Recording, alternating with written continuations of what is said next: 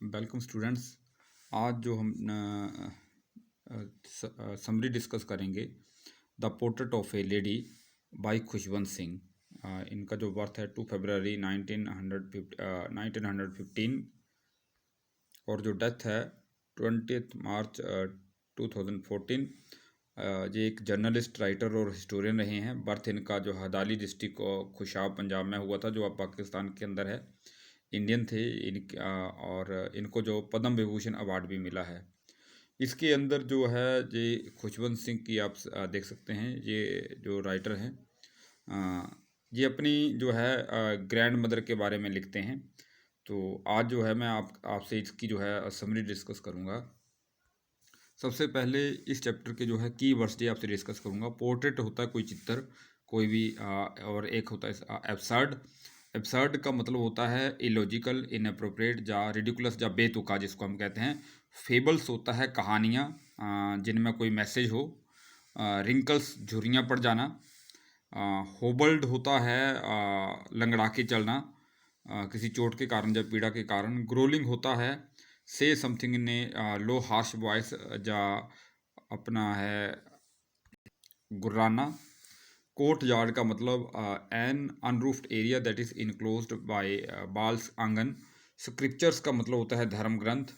Veritable का मतलब होता है सचमुच, या इसको हम यूज्ड फॉर एम्फेसिस, जोर देने के लिए यूज़ करते हैं। Open to qualify a metaphor, metaphor की विशेषता बताने के लिए भी इसको हम यूज़ करते हैं, कोई भी मेटाफर हो।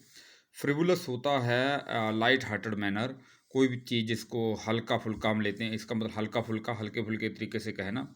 सैगिंग का मतलब होता है बल्ज डाउनवार्ड्स या loose.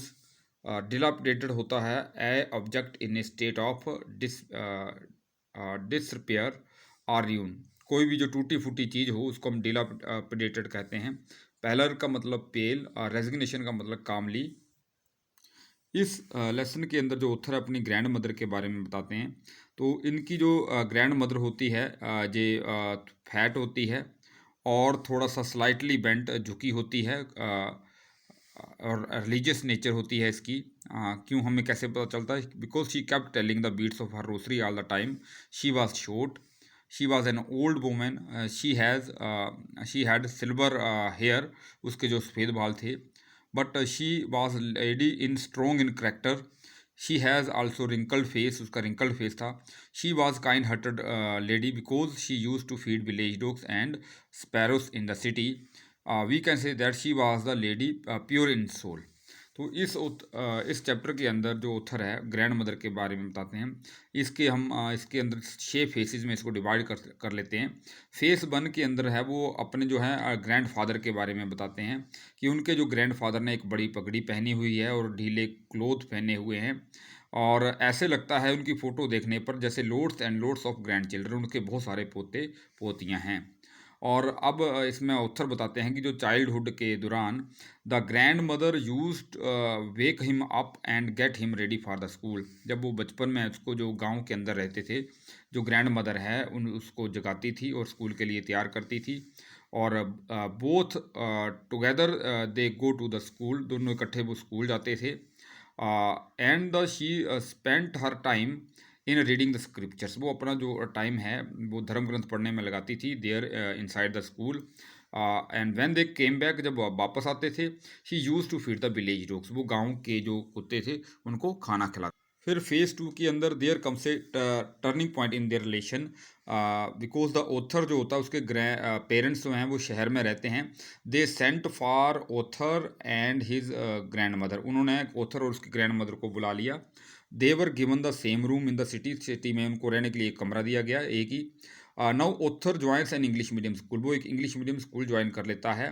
Now grandmother could no longer accompany the author, अब वो जो है ऑथर के साथ नहीं जा सकती थी, बिकॉज क्योंकि ऑथर जो है स्कूल बस के अंदर जाता था। देयर वर नो डॉग्स, वहाँ पे कोई कुत्ते नहीं थे।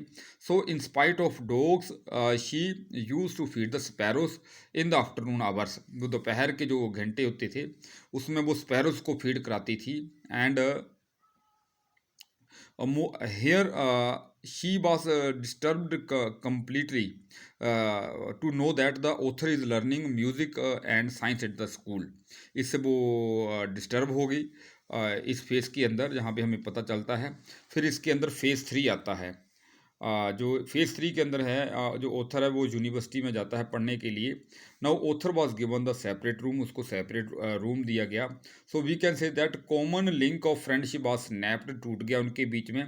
नाउ ग्रैंड मदर क्या होता है, जहाँ पे एक्सेप्ट हर लोनलीनेस, अपना जो अकेलापन है उसको स्वीकार कर लेती है। But she didn't give away her spinning wheels, वो चरखा काटना नहीं छोड़ती है। And she use to feed the sparrows. We can say that it was the happiest hour of the day for her, ये उसका दिन का सबसे अच्छा समय होता। फिर इसके अंदर फेज़ 4 आता है। फेज़ 4 के अंदर क्या है, हियर हमें जो है पता चलता है कि जो ग्रैंड मदर है, जो वो स्ट्रॉन्ग इन करेक्टर, वो करेक्टर के अंदर जो थी वो स्ट्रॉन्ग थी। अब कैसे पता चलता है, because grand mother comes to see off the author at the railway station, वो ऑथर को रेलवे स्टेशन पर छोड़ने आती है। अब जैसे आती है तो कैसे होती है, शी वॉज काम एंड कंपोज, बिल्कुल शांत थी। She was not even sentimental, बिल्कुल भी भावुक नहीं हुई। Even she did not talk और शो एनी इमोशन, उसने ऑथर से कोई बात नहीं की, कोई जो है भावनाएं नहीं दिखाई। She kisses the forehead of the author, वो ऑथर के माथे को चूमती है। But her lips were moving in constant prayer, उसके जो होंठ थे वो कॉन्स्टेंट प्रेयर में मूव कर रहे थे। Her mind was lost in prayer, उसका माइंड जो था वो प्रेयर में खो गया था। She kept telling beads of a rosary, वो अपने उसने माला के मन के फेरने चालू रखे। और ऑथर उसके बाद एब्रोड चला जाता है। But here author was doubtful of ever meeting again, उसको पता था कि उसकी दादी बूढ़ी हो गई है। उसको लगता था कि शायद वो 5 वर्ष के लिए जा रहा था, कि 5 वर्ष के बाद वो उसकी दादी शायद जीवित ना रहे, उसके माइंड में ये डाउट था। फिर इसके बाद फेज़ 5 आता है। फेज़ 5 के अंदर क्या है कि author comes back after 5 years, वो 5 वर्षों के बाद वापस आ जाता है। But author finds that there was no change in grand mother, grand mother के अंदर कोई भी बदलाव नहीं था, जितनी बूढ़ी वो पहले थी अभी भी उतनी ही बूढ़ी है। In the evening she collected the women of neighbourhood, शाम के समय जो ग्रैंड मदर है वो पड़ोस की औरतों को इकट्ठा कर लेती है। And सैंग songs of the home coming warriors, वो घर आने वाले जो योद्धा हैं उनके गीत गाती है। And she was over strained due to this, वो इसके दौरान वो थक जाती है। So she caught mild fever, उसको हल्का सा बुखार हो जाता है।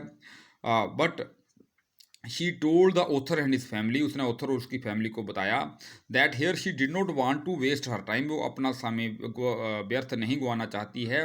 So she only wanted to pray, वो प्रे करना चाहती है। So while laying on bed, बिस्तर पर लेटी हुई थी। हर लिप्स वर स्टॉप्ड, उसके जो होंठ हैं एकदम रुक गए। हेयर रोजरी फेल डाउन, जो माला है वो नीचे गिर गई। शी वाज डेड, अब वो है जो ग्रैंड मदर की मृत्यु हो गई। अब फेज 6 के अंदर जो अंतिम फेज है, इसके अंदर हमें पता चलता है कि after few hours of mourning, कुछ घंटे वहाँ पे बिलाव करने के बाद, author and his family member went to make arrangement for the funeral of grand mother, वो बाहर चले जाते हैं ग्रैंड मदर का अंतिम क्रीमेशन करने के लिए, उसका अरेंजमेंट करने के लिए वो बाहर चले जाते हैं उसकी बॉडी को अकेला छोड़कर। तो इस दौरान क्या होता है, thousands of sparrow came there where grand mother was laying dead, जहाँ पे जो ग्रैंड मदर है वो डेड अवस्था में पड़ी हुई थी। But they did not chirp at all, they were all quite, वो जो है वो चहचहाए नहीं पक्षी, वो बिल्कुल शांत थे। It means there were mourning of there was mourning of sparrows, वो भी बिलाप कर रहे थे। Then when the author's mother saw this, उसकी माता ने ये देखा। She threw some bread crumbs to the birds, उसने पक्षियों को कुछ ब्रेड के क्रम्स टुकड़े डाले। But they took no notice of them, उन्होंने उसकी ओर कोई ध्यान नहीं दिया। And they flew away quietly, वो चुपके से उड़ गए। And the next morning sweeper comes and cleans the bread crumbs, अगली सुबह जो है स्वीपर आता है, वो ब्रेड क्रम्स को क्लीन कर देता था। तो इस तरह से ऑथर ने सारा जो है अपनी ग्रैंड मदर के बारे में इसके अंदर बताया गया है। आज के लिए इतना ही। Thanks a lot, have a nice day.